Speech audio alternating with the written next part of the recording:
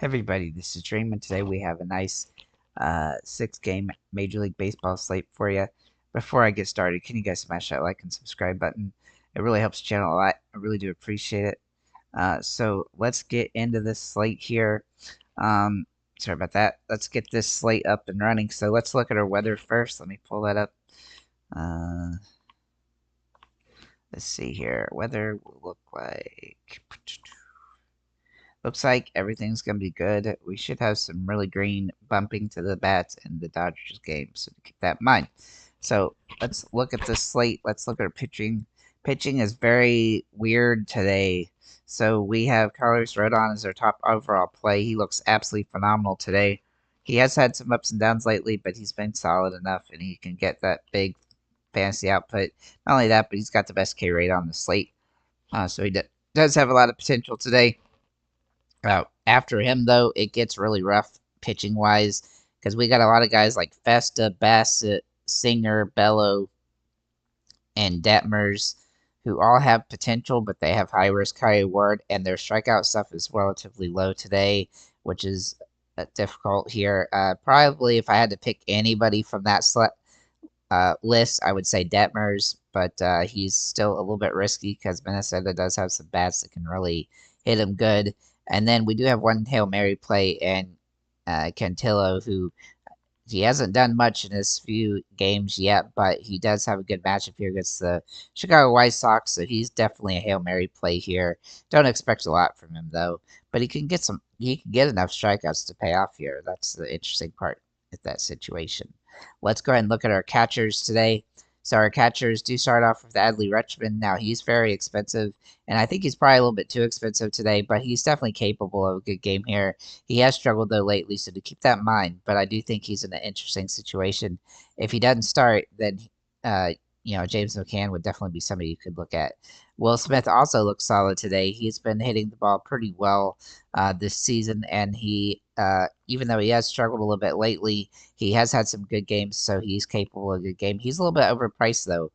Danny Jansen though looks absolutely phenomenal for Boston.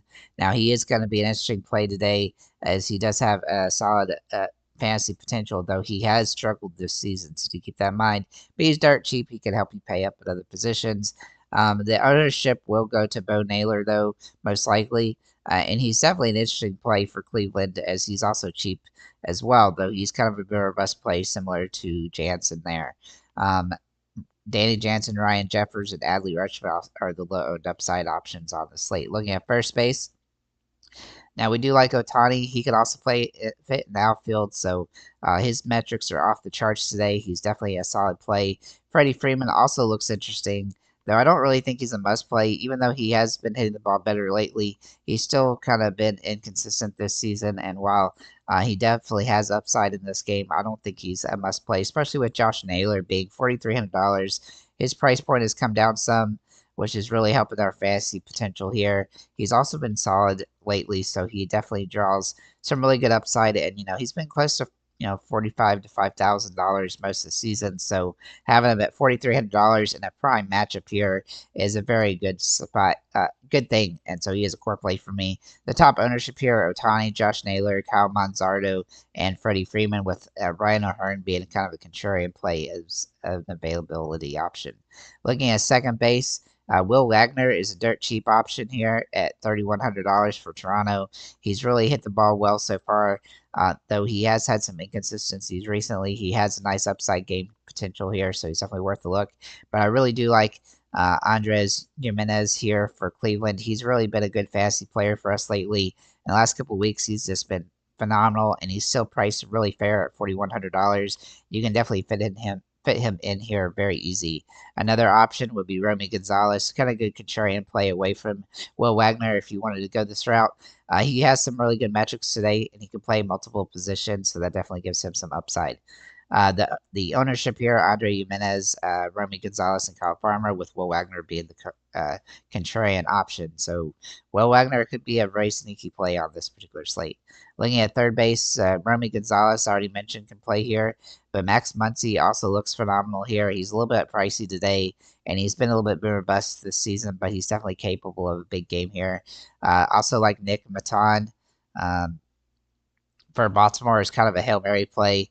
He hasn't got a hit yet, but he is capable as he does have some potential here.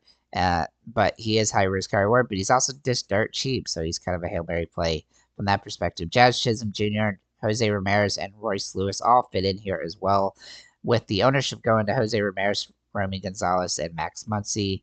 The low owned upside being Royce Lewis and Nick Maton. So looking at shortstops, we do like Trevor Story a lot today. He was very close to being a core play for me. He just hasn't really done much yet since he's been back from injury, but he is capable. He has had some strikeouts though, so do keep that in mind. But he's nice and cheap at $3,600, and he definitely has that potential for a home run. So he's definitely worth a look there.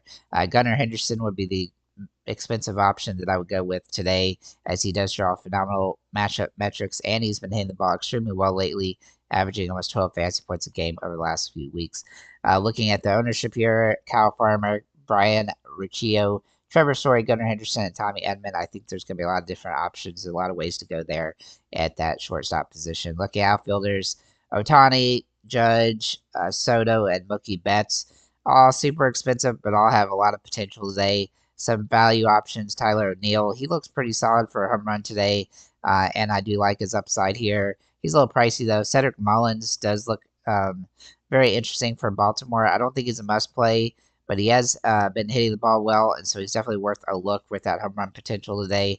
Rob Refsnyder is one of my favorite cheaper plays here at this position for Boston, as he really has been inconsistent this season, but in spurts he gets good.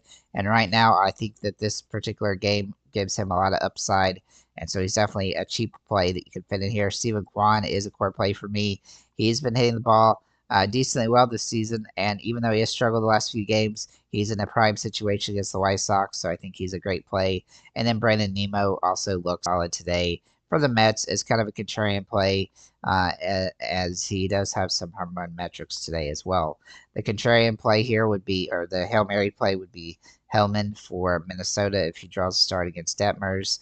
He hasn't done much yet, but he does have a couple hits so far, so we'll see if we can do something bigger. But he's also nice and cheap.